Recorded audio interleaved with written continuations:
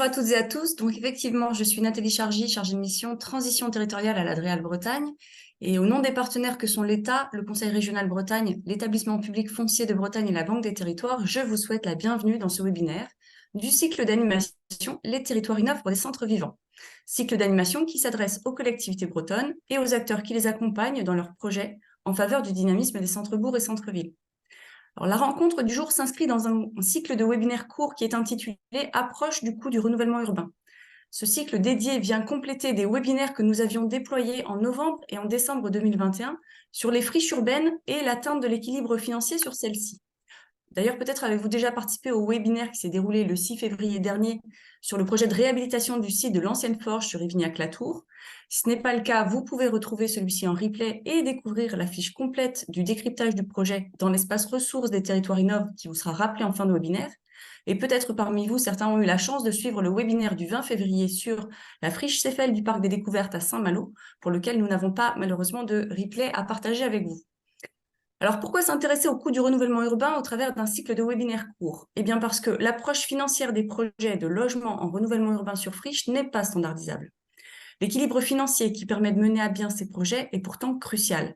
Mais il comprend des incertitudes qu'il est nécessaire de réduire au strict minimum, et ce, dès la conception du projet, puis au fil de sa réalisation. C'est pourquoi les enseignements que l'on peut tirer des projets réalisés sont précieux pour ceux qui se lancent dans de nouvelles opérations. Nous avons donc fait le choix de vous proposer un cycle de 4 webinaires d'1 heure chacun consacrés à la présentation et au décryptage financier d'un projet breton. Ces projets sont différents et dans chacun des webinaires, nous faisons des focus complémentaires pour vous outiller sur l'approche économique. 1 heure, c'est court. Ça nous oblige nécessairement à faire des choix de focus, mais les décryptages complets de ces projets sont disponibles sous la forme de fiches qui sont mises à votre disposition. Elles précisent notamment les différents acteurs qui interviennent dans le projet, et qui ne sont pas toujours précisés et détaillés dans chacune des interventions. Alors, le webinaire d'aujourd'hui, c'est donc le 3e de ce cycle. Nous allons observer ensemble le projet qui est intitulé l'écoquartier du Verger sur la commune de Quessoy. Le projet vous est présenté par le maire de Quessoy, qui est également vice-président habitat et logement durable à l'agglomération de Lamballe-Terre-Mer, M. Gouillette.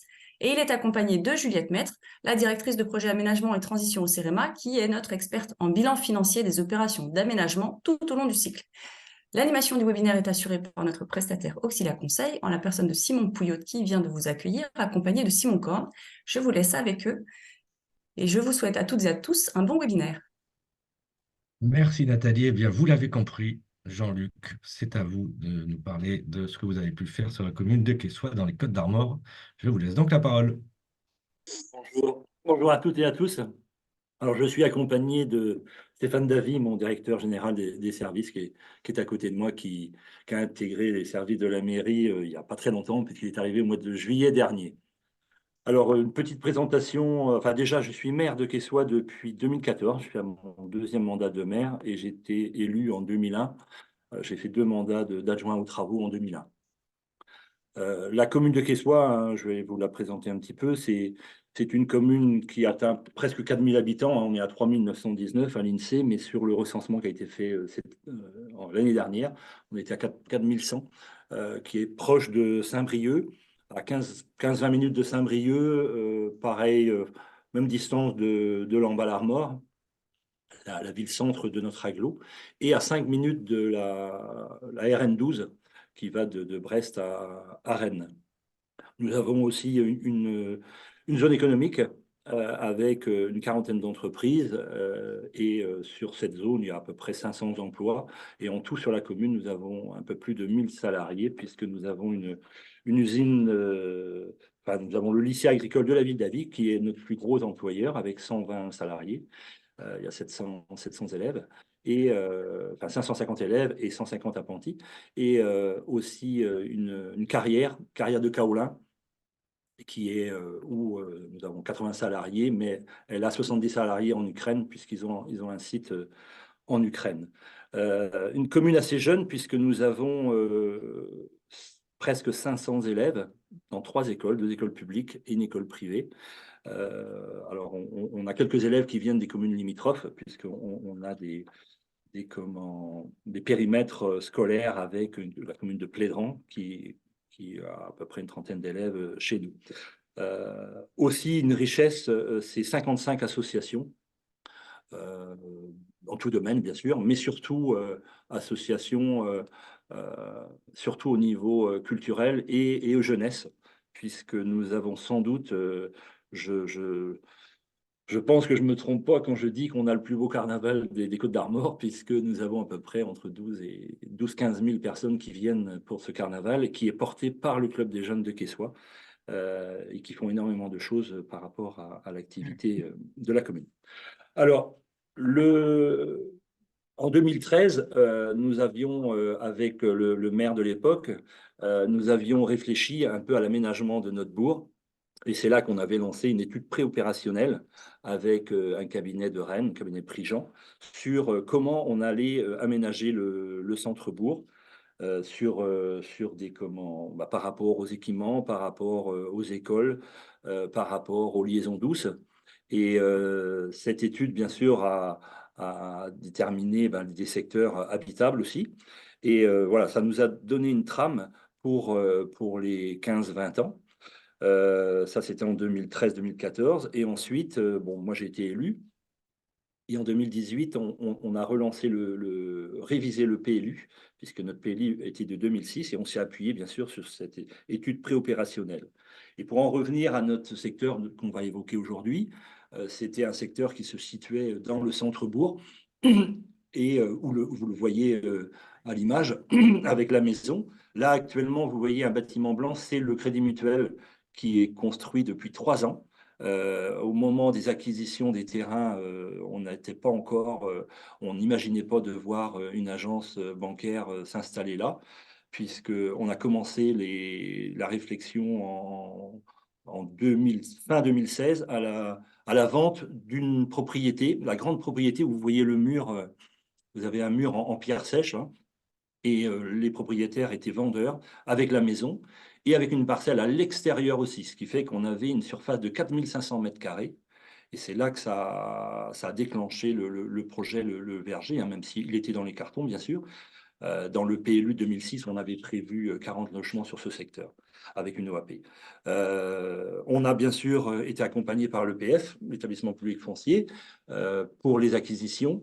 Ça a été très long dans les négociations, puisque à cette époque, les propriétaires souhaitaient vendre 500 000 euros. Et on a mis 1 an de négociation pour arriver à une acquisition de 400 000 euros. On a eu une chance aussi, c'est que à proximité, les gens étaient vendeurs. On savait par rapport, bon, je connais, j'ai une très bonne connaissance des personnes du secteur, et on savait que bon, ça allait être long, mais on allait acquérir au fil du temps, au fil de l'eau, tous les terrains. De l'autre côté, vous voyez l'espace où se situe le parking, le grand parking, hein, puisque nous avons notre espace associatif et culturel que l'on ne voit pas, mais qui est sur la droite. Il faut traverser la rue, et là, nous avons la bibliothèque, enfin toutes les salles. Et là, vous voyez le grand bâtiment, là, le bâtiment des services techniques. Et sur votre gauche, le bâtiment, le Boulodrome, qui a été construit en 2004. Alors nous, le souhait, c'était au départ déjà de préserver le parking, puisque comme je viens de vous dire, les salles municipales sont juste à proximité. C'est un parking de 90 places. Alors quand on a...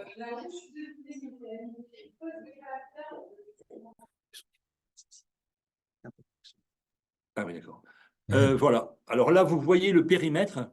On a conventionné avec l'EPF sur le périmètre. Alors, le périmètre était plus important, hein. Il traversait la rue à droite, puisque quand on a conventionné avec l'EPF, c'était en 2014, puisque nous étions aussi sur le projet de réalisation d'une maternelle qu'on a construit, qui a été inauguré en 2016. Mais le périmètre était un petit peu plus grand. Mais là, ça concerne en pointillé le périmètre de l'EPF, qui englobe l'espace associatif et culturel qui se situe au sud. L'espace est de 2 hectares 4. Vous voyez en pointillé, il fait 2 hectares 4. Ensuite, nous, on a 2017-2018, on a fait une autre acquisition, et c'est là on s'est dit, il va être temps de commencer à étudier le projet, d'être accompagné.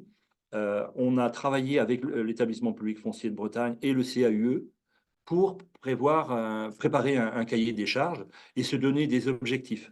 Alors les élus, c'était le quartier, le dernier grand quartier qu'on allait réaliser en plein centre-bourg.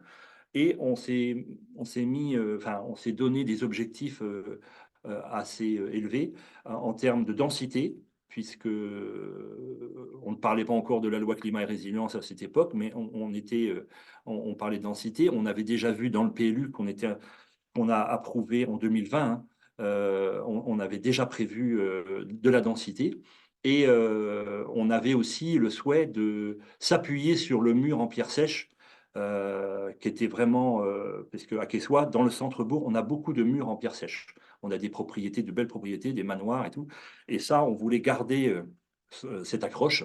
Et voilà, c'était de la densité, aussi des logements sociaux, puisque nous sommes soumis à la loi SRU depuis 2019, puisqu'on est passé à Aglo en 2019, plus de 3500 habitants.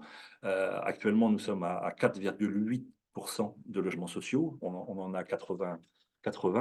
Et voilà, le souhait des élus, c'était le PF, il faut minimum 20% de logements sociaux, mais nous, on souhaitait aller jusqu'à 50%.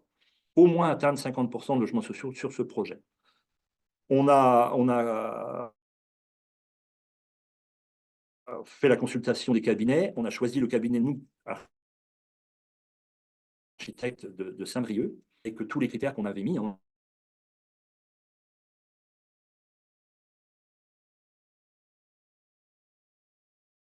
a fait vraiment le cabinet Nook a été choisi.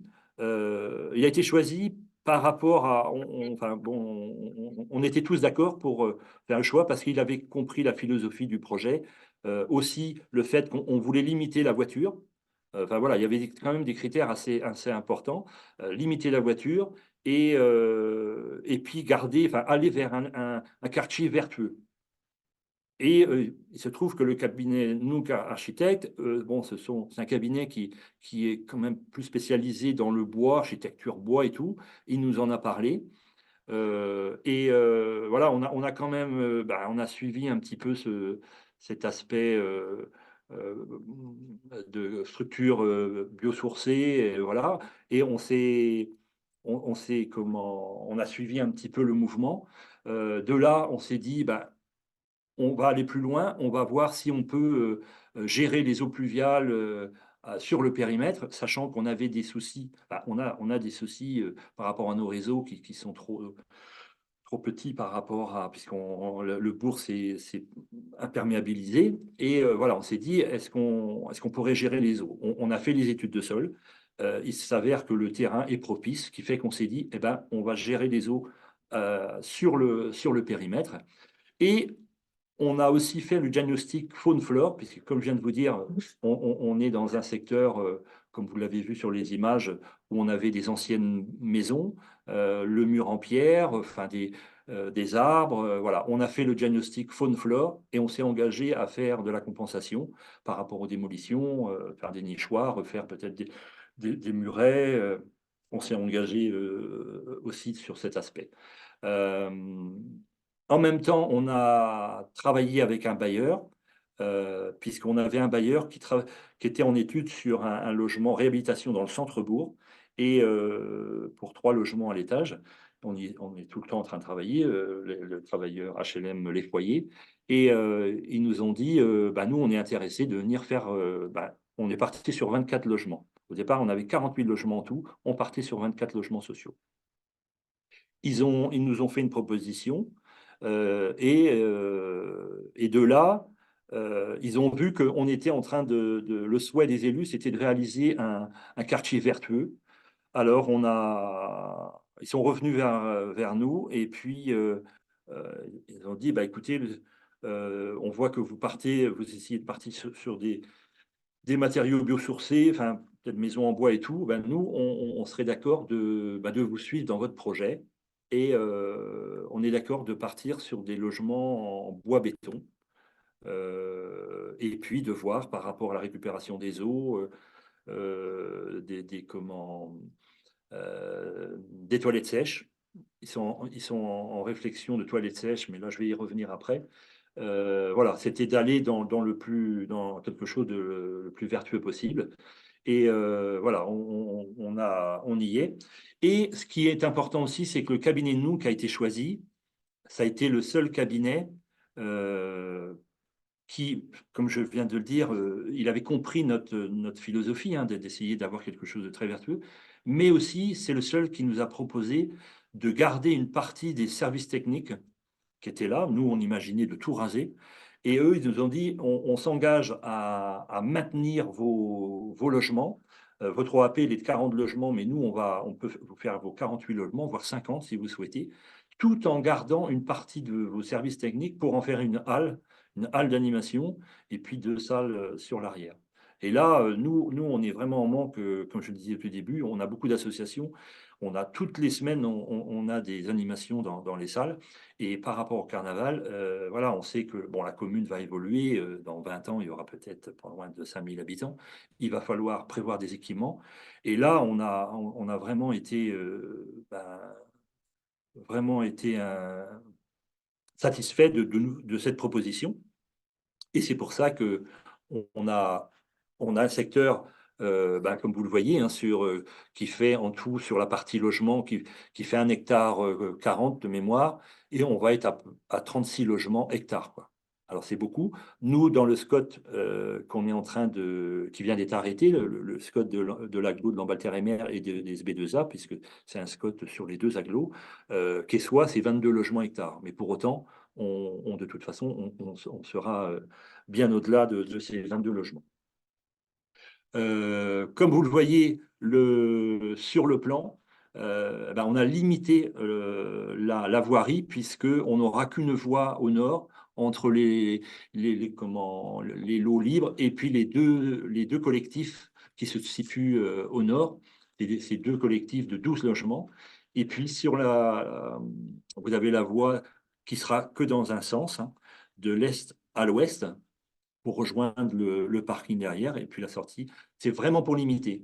Et puis, on part aussi sur des petits lots, puisque nous avons au centre, nous avons 14 lots ce sont des lots qui font de mémoire 11 mètres de large, et après, ça dépend de la longueur. C'est des lots de 160 à 250 mètres carrés, des maisons de ville. Vous allez voir des plans après. Et par contre, sur chaque lot, il y aura un petit bâtiment pour mettre les vélos, enfin de 12 mètres carrés, pour mettre la tondeuse, les vélos. Et le stationnement se fera au milieu de ces maisons, avec 2 places par logement. Et bien sûr, le système pour les voitures électriques aussi. Euh, on a fait des petits lots parce que, comme vous le voyez, au sud, on a un espace vert. Actuellement, là pour l'instant, on n'en a pas la maîtrise, mais bon, j'ai vu les propriétaires, ils sont tout à fait d'accord. Au sud, on a un petit verger là, de 40 pommiers, c'est pour ça qu'on a appelé le quartier Le Verger. Et sur cette partie sud, on aura 1800 mètres carrés avec le verger pour un espace vert, pour mettre les tables de pique-nique, enfin, quelques petits jeux pour les enfants, ce qui fait que les personnes n'auront pas très loin et n'ont pas besoin d'avoir une grande surface chez elles, quoi. Et puis tout à fait au sud, on a un autre collectif qui là, ce serait avec Copalis, qui viendrait faire 10 logements en PSLA, ce qui fait qu'on va être à plus de 50% de logements sociaux, puisque les PSLA rentrent dans les logements sociaux pour 10 ans. Voilà, mais c'est un choix. Parce qu'en même temps, sur la commune, on a un autre lotissement, mais c'est un lotissement qui est porté par un privé de 32 logements qui va se faire en parallèle. C'est pour ça on a le souhait de faire vraiment des logements sociaux, puisque c'est la commune qui porte le projet. Voilà, je pense que j'ai tout dit. Alors ça, ce sont les logements sociaux. Le permis a été déposé. Il a été déposé au mois de novembre, pour tout vous dire, et il a été retiré parce qu'il y avait un problème administratif. Mais il va être redéposé dans l'État dans les prochains jours. Euh, voilà, vous voyez. Et tous les logements, on a la possibilité. Tous les logements sont prévus en orientation sud pour capter la lumière. il faut savoir aussi que le maître d'œuvre du projet, Nook Architecte, va réaliser les logements sociaux. Il a contractualisé avec le bailleur.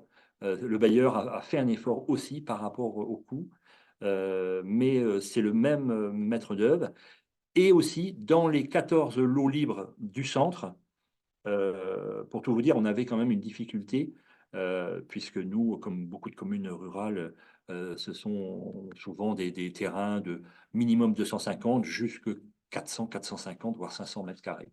Là, comme je viens de vous dire, on est entre 160 et 250 mètres carrés, maison de ville, et on a du mal à voir comment on allait aménager. Copalis était intéressé de venir, de faire les 14 maisons, sauf que Copalis, bah, il s'adaptait un peu au marché. Bon, le contexte, il y a 2 ans, le coût des matériaux qui explosait et tout. Pour tout vous dire, Copalis nous proposait 100 euros du mètre carré. On a 3100 euros sur cette partie-là, où se situent les logements et le parking. Et il nous proposait 100 euros. Et 8 mois après, ils sont revenus nous voir et pour nous dire qu'ils ne pouvaient plus nous proposer 100 euros, mais 72 euros. Bon, de là, sachant qu'on a quand même un déficit conséquent, enfin, Madame Maître va en parler à la fin, on a refusé et on a cherché d'autres porteurs. Bon, on n'a pas trouvé et on s'est mis d'accord avec le cabinet Nook Architecte pour que ce soit lui qui réalise les maisons. Alors là, ce qu'on est en train de réaliser, c'est que la commune va commercialiser les parcelles à un prix de 140 euros du mètre carré. C'est des petits terrains, ça ira de 22 500 à 38 000 euros la parcelle. Et les personnes qui achèteront la parcelle contractualiseront avec l'architecte. Sachant que pour l'instant, nous avons fait 3 réunions publiques. Alors, c'était beaucoup de gens de Quessoy, quelques personnes des communes limitrophes. Nous avons fait trois réunions publiques, dont on avait à peu près une quinzaine de personnes à chaque fois. Enfin, on a dû avoir une quarantaine de personnes à venir. Bon, il y a 3-4 personnes qui seraient intéressées d'aller plus loin, de voir un peu comment on peut élaborer le projet. Là, notre souhait, ce serait que on arrive à commercialiser 5 maisons, parce que comme vous le voyez, hein, il y a 5 et 4. L'idée, c'est d'essayer de commercialiser au moins 5 maisons pour lancer le programme. On a aussi, dernièrement, et ça a commencé le week-end dernier, on a des spots radio. On a travaillé avec une radio qui couvre 4 radios sur la région briochine, avec, qui informe de la réalisation d'un quartier vertueux à Quessoy, avec des matériaux biosourcés.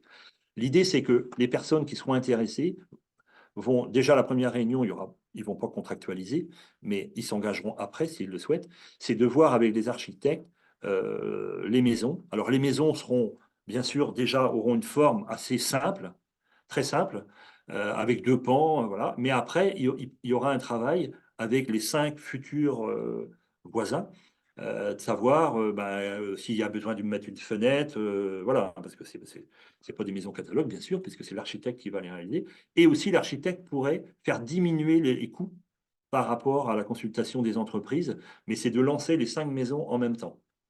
Et en même temps, par rapport au mur en pierre sèche, qui va être préservé au maximum, mais bon, il va être parsé par endroits, on souhaiterait que ces îlots là de maisons, de 5 maisons chacune, soit aussi la clôture soit réalisée par les futurs propriétaires et faire des ateliers participatifs avec des matériaux nobles.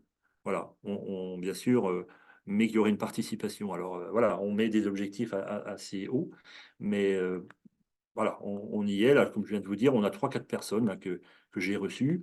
Je dois en voir d'autres. Et puis, on va voir si ça prend, quoi. Et à côté, vous voyez le petit bâtiment à gauche, là, mais bon, c'est pas où on aura la halle de 400 mètres carrés sous le bâtiment qui sera ouverte. Et sur l'arrière, on va réaliser deux salles ou une salle de 90 mètres carrés, mais qui sera mise à disposition plutôt pour des associations, du sport. Enfin, on a beaucoup, des associations sportives, la Zumba, enfin des choses comme ça.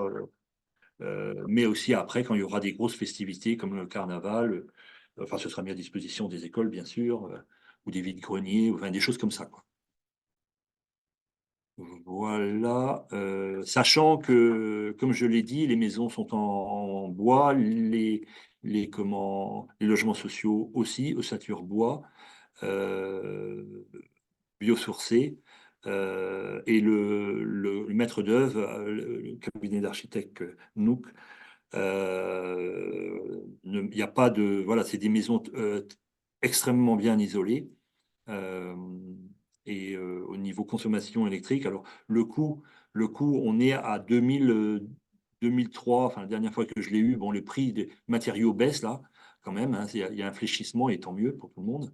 Et là, il m'évoquait 2003, là pour l'instant, hein, 2300 le mètre carré des maisons, sachant qu'il prendrait en frais 13%. 13% de frais pour les futurs propriétaires. Eh bien, merci, Monsieur Gouillette, avec ce respect parfait du temps alloué. Il y a quelques questions qui sont apparues dans le fil de discussion, mais on va, avant d'y répondre et de vous les poser, laisser la parole à Juliette Maître, donc, qui est directrice de projet aménagement et transition au CRMA, pour apporter tous les éléments financiers sur le côté dépenses, recettes et reste à charge pour votre commune. Donc, à toi, Juliette, je te laisse la parole. Merci. Voilà, donc comme pour tous les petits webinaires, on vous décrypte un peu la chaîne en fait, qui fait quoi, d'une manière un peu synthétique de résumer ce qu'a dit Monsieur Gouillette. Là, on est bien dans une opération d'aménagement avec une question foncière, puis un travail d'aménageur et d'opérateur. Si on peut passer à la suivante, puisque c'est directement adapté à Quessoy. Donc, dans le cas de Quessoy, on a donc une collectivité. En fait, il y avait plusieurs propriétaires. La collectivité avait des terrains, puis il y avait des propriétaires privés. On vous les a montrés. Ces terrains ont été acquis grâce au portage de l'EPF, qui est là d'ailleurs aussi avec nous. Si vous avez des questions sur ces questions-là, c'est l'EPF qui a fait ce rôle d'acquisition, pas simple, hein, comme l'a rappelé M. Gouillette, qui porte aussi ce foncier sur le temps, qui évite aussi à la collectivité d'avancer de l'argent. Et ça compte dans une opération comme celle-là, qui prend en charge les démolitions et la dépollution. L'aménageur, dans le cas de Quessoy, c'est la collectivité, en fait, qui joue ce rôle-là, pardon, de regrouper les parcelles, de faire les études. Vous avez parlé d'un certain nombre, qui s'occupait du permis d'aménager. Là, pour le coup, la dépollution, c'est fait par l'EPF. Et puis, vous faites aussi les voiries et vous vendez soit, alors vendez, on va voir ce que veut dire vendre, au bailleur social pour la réalisation du projet dont que vous avez montré, et puis aussi pour le prochain à venir, et puis ensuite directement à un marché du terrain à bâtir. Donc vous avez dans un certain nombre de collectivités où c'est en fait le terrain qui est vendu à des particuliers, il n'y a pas de promoteur qui intervient, et ces particuliers vont recruter un architecte parmi ceux qui sont proposés pour concevoir leur projet et construire. Voilà. Si on peut passer à la suivante. Voilà, donc pour la collectivité, je vais vous montrer le bilan. On va regarder à la fois les dépenses et les recettes de ce projet. Alors, je pense qu'on vous le redit en fin de webinaire, mais on avait pris le temps dans une précédente session de décrypter les dépenses et les recettes. Donc, vous les aurez aussi dans les fiches. Donc, on peut passer, Simon, au détail pour qu'il soit. Voilà, alors vous aussi, là, c'est plus pour vous montrer comment ça s'articule. Parce que la collectivité, en tant qu'aménageur, elle a des dépenses, elle a des recettes, elle prend en charge certains équipements publics. Ces recettes, ça va être principalement ce qu'on appelle les charges foncières, c'est-à-dire ce qui sert à construire, soit directement les terrains au ménage de la commune, là vous en avez 3-4 intéressés, soit au bailleur social. Et ensuite, le bailleur, il construit son bilan pour faire une opération comme celle-ci. Et lui, en fait, ses recettes, c'est les loyers qu'il va toucher sur 30 à 50 ans. Et puis, bah, la collectivité, elle est à la fois aménageur et puis elle reste un acteur aussi du système qui va bah, donner des subventions, notamment aux bailleurs, qui va aussi accompagner le projet pour les ménages. Donc, si on regarde le bilan de Quessoy détaillé, dans la slide après. Donc voilà, en fait, on est sur un projet qui aujourd'hui coûte 2,4 millions, 2,5 millions. Hein. On a refait le tour avec et l'EPF et Monsieur Gouillette et le DGS pour retrouver le bilan. Voilà, hein, par principe, un bilan, il bouge.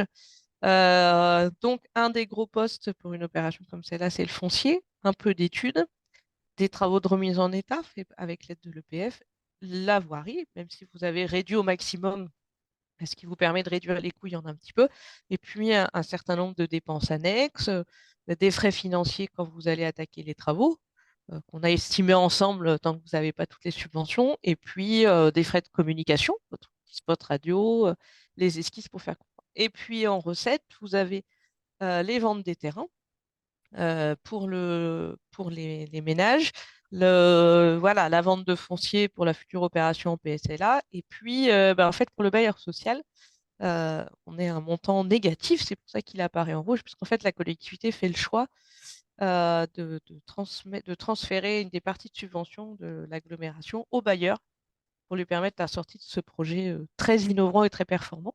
Donc pour le coup, pour la collectivité, il n'y a pas de recette de la vente de foncier au bailleur. C'est un choix qui a été fait, hein, vous l'avez bien dit, en fait, c'est une opération publique, c'est aussi ce qui nous permet de sortir du logement social. Et là, vous allez même plus loin que de céder le terrain à titre gracieux, c'est qu'en plus, vous transférez une partie de votre subvention, puisque le reste des recettes d'un projet comme celui-là, bah, c'est un certain nombre de subventions. Donc, la minoration foncière de l'EPF, du fait du soutien au projet, des subventions de l'agglomération, un contrat de contrat de territoire, et puis le fonds friche qui est venu aider le projet. Et puis, vous avez fait un certain nombre d'autres demandes qui ne sont pour lesquelles voilà, vous n'avez pas encore les réponses officielles.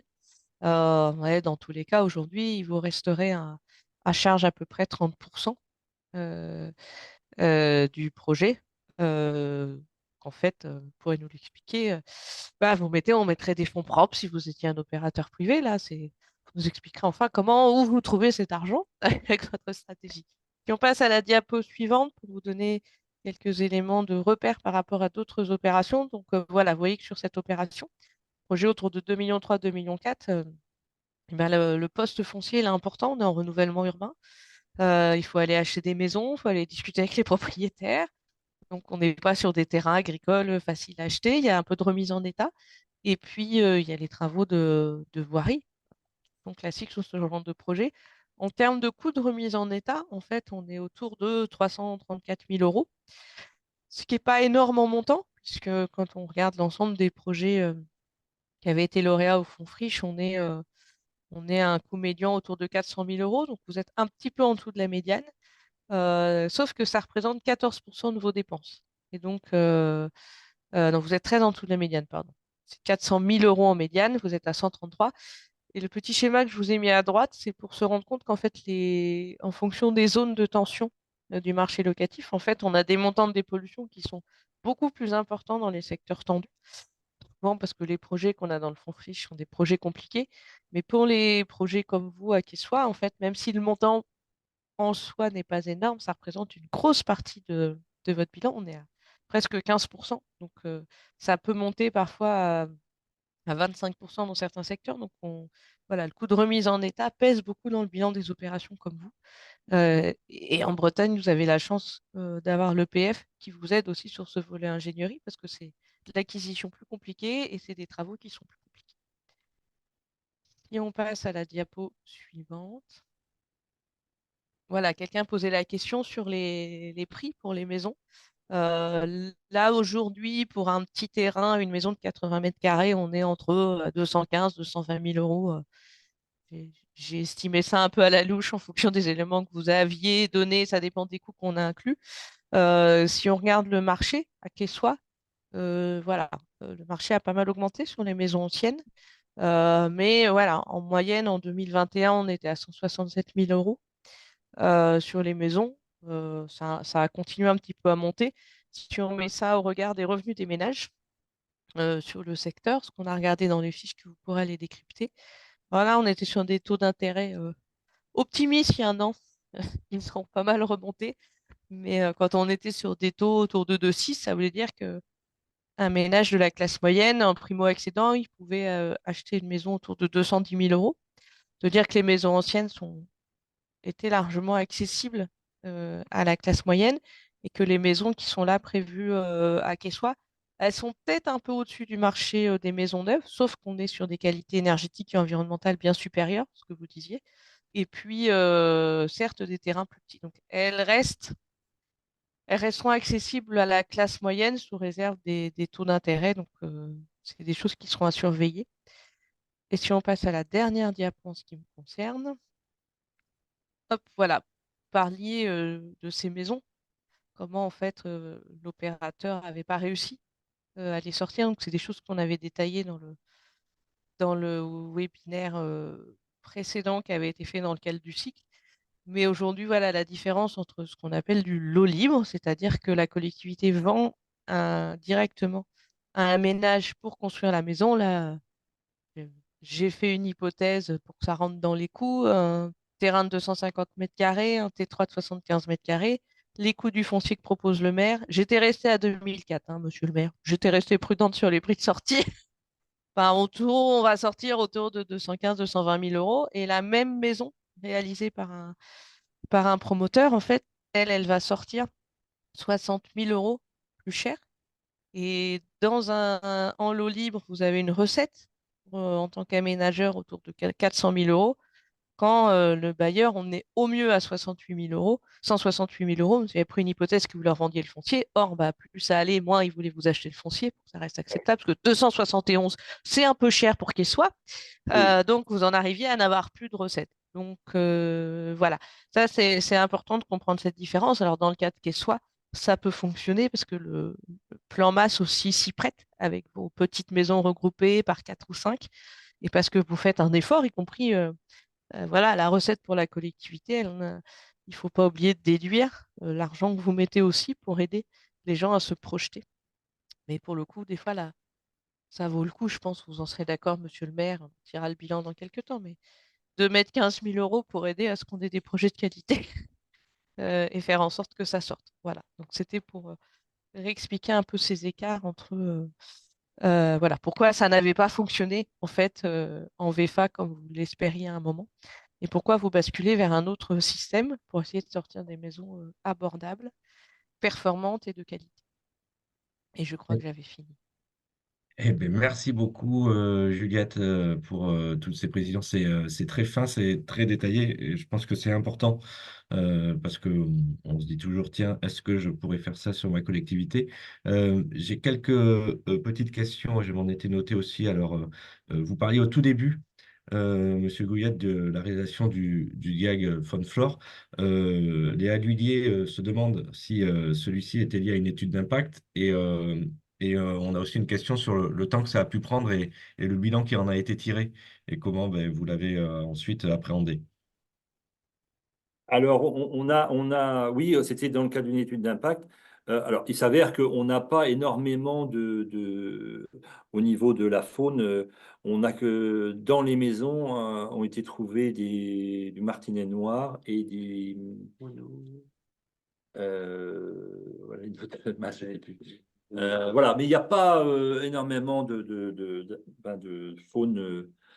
Voilà, en tous les cas, on sait, ça, ce sont dans les maisons qui vont être démolies parce que euh, quand on a fait l'acquisition, c'est quand même l'acquisition il y a deux maisons qui vont être démolies et c'est dans ces maisons-là qu'il y avait comment, les espèces. Les espèces. Euh, Après, on a quand même, par rapport à la démolition de ces maisons, on a eu, par la DDTM, on a une dérogation pour la démolition. Mais bon, bien sûr, hein, c'est très cadré et on a une période pour démolir. Mais on a obtenu la dérogation pour les démolir. Pour l'instant, elles ne sont pas démolies. Ça sera fait dans quelques mois. Il n'y avait pas beaucoup d'enjeux, mais on est allé quand même, on a voulu faire ce diagnostic quand même par Mm. rapport à la faune et la flore, parce que ben voilà, des fois on peut être surpris de ce qui peut se trouver sur des secteurs comme ça, hein, qui sont pas, c'était des fonds de jardin, c'était des choses comme ça, et il n'y avait pas beaucoup de circulation à cet endroit-là. Enfin voilà, il peut y avoir des choses intéressantes. Mais bon, il s'avérait qu'il y avait du martinet noir et des choses comme ça. Mais en tous les cas, l'idée aussi, c'est de, vous l'avez bien compris, hein, le projet est très vertueux. L'idée aussi, c'est de, même s'il n'y a pas, on peut, c'est pas parce qu'il n'y a pas qu'on ne peut pas, qu'on ne doit pas mettre en place des choses pour en faire venir d'autres espèces. Et on est en train de penser peut-être sur la halle, justement, qui donnera sur les maisons. Peut-être faire un mur en comment comment ça s'appelle, un mur arboré, quoi. Enfin, voilà, Végétalisé, tu veux dire. végétalisé. Voilà, je cherchais le mot. Excusez-moi. Et, Un mur végétalisé, ouais. merci. Il va être à recréer. Ce mur va être ouais, voilà. Et il y a quelque chose qui a interrogé les participants, c'est la forme juridique qui a pu être choisie pour du coup réussir à imposer l'architecte, le constructeur des maisons individuelles aux futurs acquéreurs. Est-ce que derrière ce fonctionnement-là, il y a eu des questions juridiques? Non. Non, par contre, on s'est renseigné quand même parce que on voulait pas être attaqué par, je sais pas, un promoteur ou je ne sais quoi. Et là, je me suis renseigné chez Maître Le Levier, le notaire de Clissois, notre commune. Alors lui a fait des recherches et il faut on doit mettre en avant l'aspect vertueux du projet, Mm. la volonté des élus de porter un projet vertueux, autant en densité, autant en gestion, mais aussi par rapport à l'utilisation de matériaux biosourcés pour la réalisation des logements. Et avec ces éléments-là, on peut, voilà, ça viendra abonder le projet et les objectifs des élus. Et Si, on- si je peux me permettre de compléter, c'est quand même assez classique sur ces questions des lots libres. Et en fait, c'est même pas forcément. Déjà, la collectivité, elle est libre de vendre à elle qui elle veut, un bailleur, un opérateur, aux particuliers. Et en fait, c'est au moment de la vente en disant, bah, je vous le vends sous certaines conditions. Et puis, dans le cas présent, en fait, euh, les gens seront très contents d'avoir quelqu'un qui propose. En vrai, quand on passe avec des constructeurs de maisons individuelles, les constructeurs de maisons individuelles, vous allez les voir en disant j'aimerais construire. Ils vont vous dire bah, si vous voulez, j'ai des terrains qui sont pas des terrains. Donc là, les gens sont contents de trouver un modèle, en fait. Surtout que vous en proposez plusieurs. Donc il y a parfois à peine besoin de l'écrire juridiquement. Là, dans le cadre du projet, les gens savent pourquoi ils viennent. En fait, c'est toutes vos réunions de concertation qui font que les gens, s'ils viennent, ils ont compris le projet. Donc c'est à peine besoin de l'écrire, en vrai. C'est pour ça, on le dit, enfin, au moment des réunions, on a eu les réunions publiques, là, bon, j'espère qu'on va en avoir d'autres, mais voilà, l'idée, c'est quand même que il faut que les gens rentrent dans ce projet, dans cette philosophie. Après, ceux qui ne sont pas intéressés, ils ne viennent pas. Mais l'idée, c'est quand même que, au moins qu'on ait au moins 5 personnes au tout début pour réaliser les 5 maisons qui sont côte à côte. Parce que tous les élus qui nous écoutent, on a tous des problèmes sur des lotissements lambda.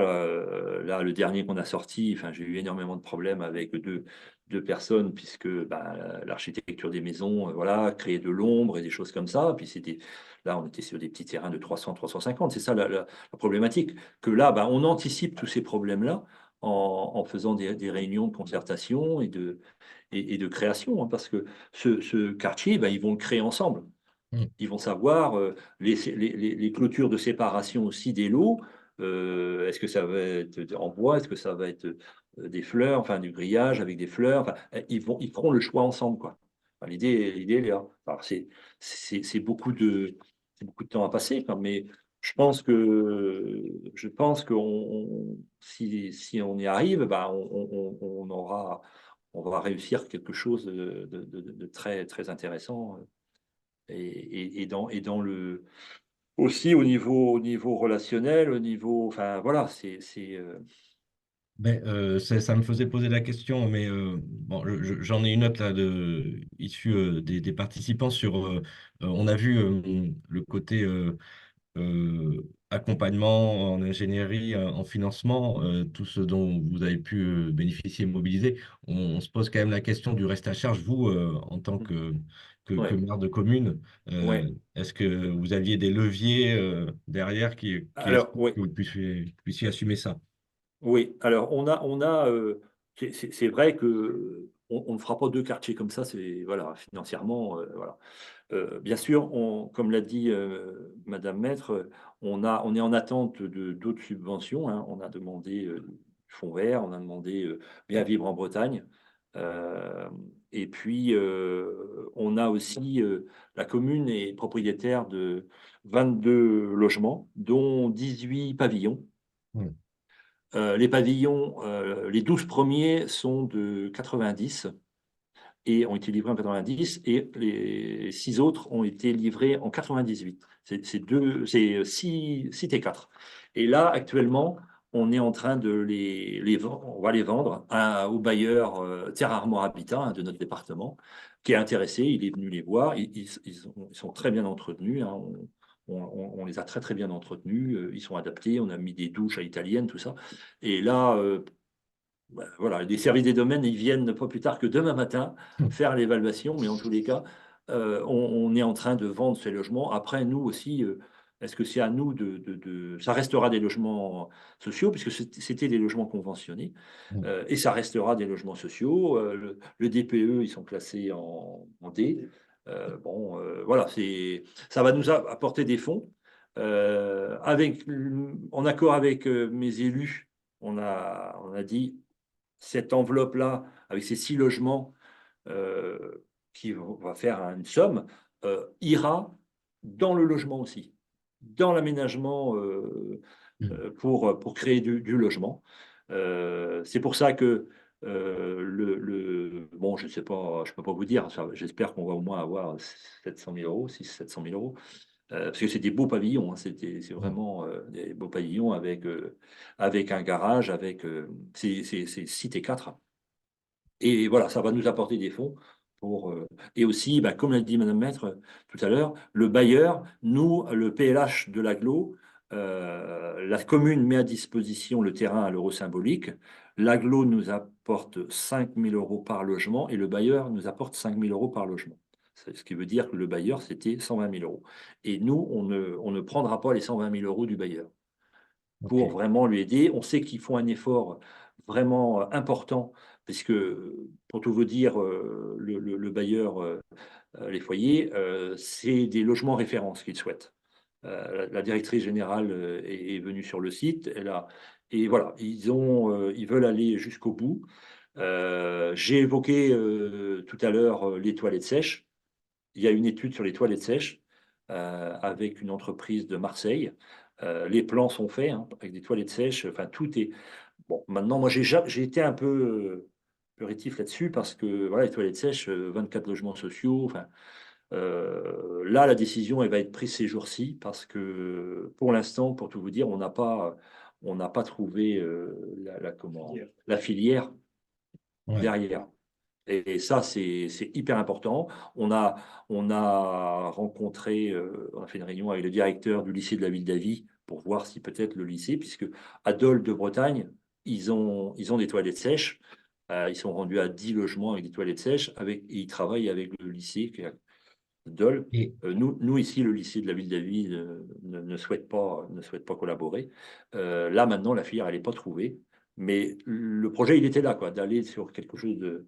Et ben, justement, et je vois que le temps passe, faire venir un bailleur social, on sait que c'est compliqué. Vous, ça a matché et c'était l'occasion qu'a fait le larron parce qu'il voulait tendre vers cette exemplarité ou c'était un choix par défaut? Non, non, non. Ce qui s'est passé, c'est que on a Actuellement, je vous disais, on a 58 logements avec Terre Armor Habitat et 2 qui viennent d'être livrés par Armorique Habitat. Et BSB, enfin les foyers maintenant, on travaille depuis 3 ans sur un bâtiment qu'on va rénover là, devant l'église, en plein centre-bourg. Très compliqué. On a eu du fonds friche aussi, 100 000 € de fonds friche. L'EPF porte le bâtiment. Et ils sont venus parce qu'ils n'étaient pas encore venus à Quessoy. Et Terre Armor Habitat ne souhaitait pas. On dit non, c'est très compliqué la réhabilitation. Et c'est là que ça faisait 1 an qu'on travaillait sur le bâtiment à rénover et à réhabiliter. Et puis c'est là que quand ils ont entendu du quartier, le quartier qu'on souhaitait, et de 24 logements, c'est là que Monsieur Vigneron m'a dit, Monsieur le maire, nous, on veut bien continuer à travailler sur la réhabilitation du bâtiment dans le centre-bourg, mais par contre, les logements, les 24 logements, on est intéressé, quoi. Et pour équilibrer un petit peu, quoi, parce que sachant que le centre-bourg, c'était quand même déficitaire. Et c'est pour ça que ça a commencé comme ça. Bon, on a dit OK. Et après, avec l'évolution du projet, puisque voilà, on souhaitait quelque chose de vertueux, ils l'ont bien compris. Et c'est là que j'avais demandé à Monsieur Vigneron, j'ai dit, mais vos logements, c'est qui l'architecte? Et j'ai dit, moi j'aimerais bien que ce soit nous, architectes, qui les réalisent. Et puis ils se sont rencontrés. Et puis, par contre, voilà, ils sont tombés d'accord. Par contre, on a dit, ce serait, enfin, nous qu'architectes étaient d'accord, mais pour faire de l'ossature bois-béton. Mais Et c'est là, justement, comme là, on arrive à la fin du temps imparti, dans ce souci d'exemplémentarité, on entend le côté biosourcé, isolation, performance énergétique. Vous êtes allé aussi à penser le développement des énergies renouvelables via, par exemple, du photovoltaïque? alors le photovoltaïque, il y en a de prévu sur les logements sociaux. Ok. On a prévu. On avait évoqué aussi un moment, puisque je l'ai dit au tout début, on a l'espace associatif et culturel à proximité, là, qui est une partie a été réhabilitée il y a 3 ans. Et là, sur celle de la grande salle, tout ça, on a mis une pompe à chaleur, une grosse pompe à chaleur. Et sur le reste, il nous reste la bibliothèque et il nous reste deux autres salles. C'est une chaudière fuel on travaille avec la LEC pour voir quelle énergie on va apporter. Et on avait pensé à une chaudière bois et avec un réseau de chaleur, serait venu sur ce secteur. On a fait l'étude avec la LEC, mais ça ne fonctionne pas. Au niveau de l'équilibre, ça ne fonctionne pas. Et, et le bois, je vois beaucoup de collectivités par ici qui sont en train de mettre des chaudières au bois et tout, mais le bois, ça va pas suivre non plus. Alors, on est en train de revoir. Mais par contre, on a quand même étudié, hein, mais ça ne passait pas. Dans l'équilibre, ça ne passait pas. Ok. On est presque à 10 heures, il est 10 heures, il est temps de conclure. J'avais quand même des questions que j'encouragerais les gens à vous poser parce que l'intérêt aussi, c'est de créer une dynamique, que les gens puissent revenir vers vous sur comment on convainc des citoyens d'aller vers la densité en milieu rural parce qu'on sait que c'est un grand enjeu de l'avenir. Mais je vais laisser quand même Nathalie conclure et vous rappeler où est-ce que vous pouvez retrouver tous les supports et évidemment remercier tous les participants qui se sont connectés aujourd'hui. Nathalie, c'est à toi pour le mot de conclusion. Merci Simon. Effectivement, vous allez pouvoir retrouver toutes les ressources du cycle Les webinaires, les territoires innovent, pardon, Simon sur la diapo encore après, à la fois sur la chaîne YouTube directement pour les replays des rencontres, que ce soit celle d'aujourd'hui, d'ici quelques jours, ce sera disponible sur la chaîne YouTube, mais également les rencontres précédentes.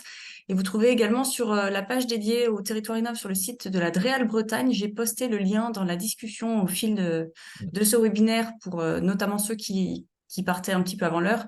Vous pouvez retrouver toutes les ressources du cycle d'animation. Vous retrouverez notamment pour cette rencontre la fiche de décryptage du projet que je vais déposer dans la matinée et également le support de présentation qui a été utilisé aujourd'hui qui vous permettra de revenir sur les chiffres qui ont été donnés. Je tenais à remercier particulièrement Monsieur Gouillette, Monsieur Davy et Madame Maître pour leurs interventions de qualité qui permettent de rentrer bien dans les projets avec une approche pédagogique très importante. Simon, sur la diapo suivante, je vous invite à nous rejoindre d'ici 2 semaines, le 26 mars, pour le dernier webinaire de ce cycle court sur l'approche du coût du renouvellement urbain.